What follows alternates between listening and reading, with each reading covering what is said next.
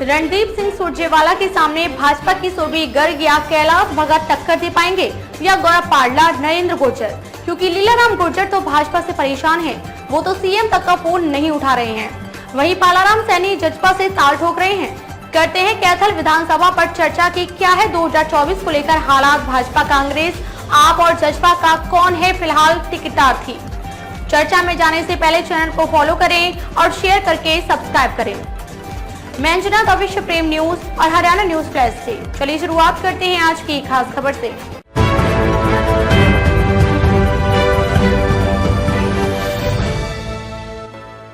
हरियाणा की 90 विधानसभा सीटों में कैथल काफी हाई प्रोफाइल क्षेत्र माना जाता है। इस सीट पर पहली बार 1967 में विधानसभा चुनाव में कांग्रेस की ओम प्रभा विधायक बनी थी। इसके बाद लगातार कांग्रेस का ही कब्जा रहा है। 2014 के चुनाव यहां से कांग्रेस के रणदीप सुरजेवाला विधायक चुने गए हैं। 2014 के विधानसभा चुनाव में रणदीप सुरजेवाला को 65,524 वोट मिले थे और इनेलो के कैलाश भगत को 41,849 मिले थे। यह सीट कांग्रेस 23,675 मतों से जीतने में कामयाब रही थी। 2005 में शमशेर सिंह सुरजेवाला तो 2009 व 2014 में रणदीप सिंह सुरजेवाला यहां से विधायक बने। तीसरी बार में वो चुनाव हार गए। कैथल विधानसभा पर रणदीप सिंह सुरजेवाला को हराना बड़ी बात थी। लग रहा था भाजपा इस जीत को बरकरार रखने के लिए कैथल में विधायक लीलाराम गुर्जर को पावर देगी, पर ऐसा नहीं हुआ। ऐसे में अब 2024 के चुनाव में रणदीप सुरजेवाला कांग्रेस के मैदान में फिर आ सकते हैं। तो भाजपा के पास अब रणदीप की टक्कर का कोई नेता नहीं बताया जा रहा है। एक नाम मौजूदा चेयरपर्सन सुरभि गर्ग का आ रहा है, तो वहीं दूसरा नाम कैलाश भगत का लिया जा रहा है।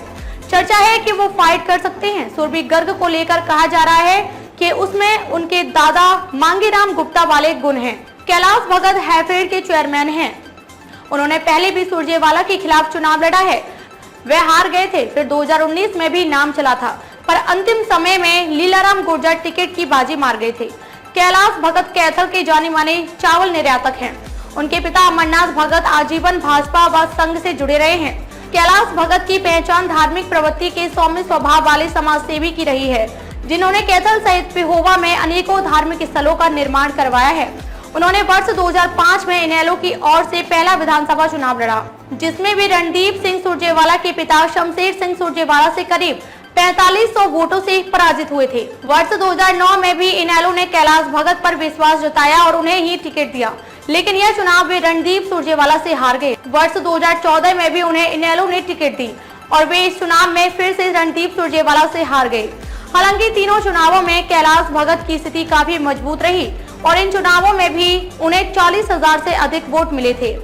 अब फिर से कैलाश भगत का नाम भी चर्चाओं में है। वहीं गठबंधन जजपा से रहता है तो पालाराम सैनी उम्मीदवार हो सकते हैं। उसमें भाजपा और जजपा मिलकर एक वर्ग के साथ 35 वर्ग के वोट साधने का प्रयास करेगी। जजपा के माध्यम से एक वर्ग के वोट और 35 वर्ग के वोट भाजपा तैयार करेगी। यदि गठबंधन नहीं रहता है तो फिर अलग समीकरण तय होंगे। भाजपा ने कैथल में वोट बैंक के लिए सही कमांड नहीं दे पाए, जिसके कारण से कैथल जिला में भाजपा की स्थिति कमजोर होती जा रही है। पहले भी 4 विधानसभा में से 2 पर मुश्किल से जीत पाई थी। अब कमलेश ढांडा को मंत्री बनाया, वो कमजोर साबित हो रही है। तो दूसरी तरफ लीलाराम गुर्जर ने तो एक प्रकार से सरेंडर कर दिया है। वो तो आए दिनों अपनी ही सरकार पर सवाल उठाता है। कभी पोर्टल को लेकर सवाल करता है तो कभी अधिकारियों की मनमानी को लेकर बवाल करता है।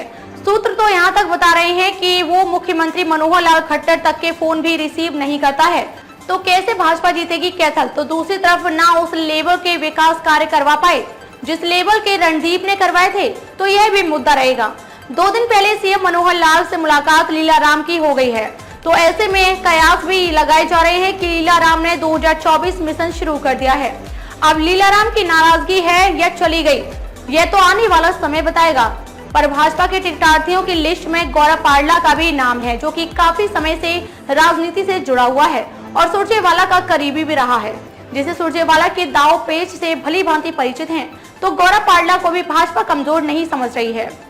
इसके बाद नरेंद्र गुर्जर का भी नाम लिया जा रहा है, जो कि नितिन गडकरी का नजदीकी बताया जा रहा है। इसके बाद बात करें आपकी, तो अगर प्रताप गुप्ता को लोकसभा से टिकट ना दी गई तो आपके योद्धा प्रताप गुप्ता होंगे, ऐसी राजनीतिक गलियारों में चर्चा है।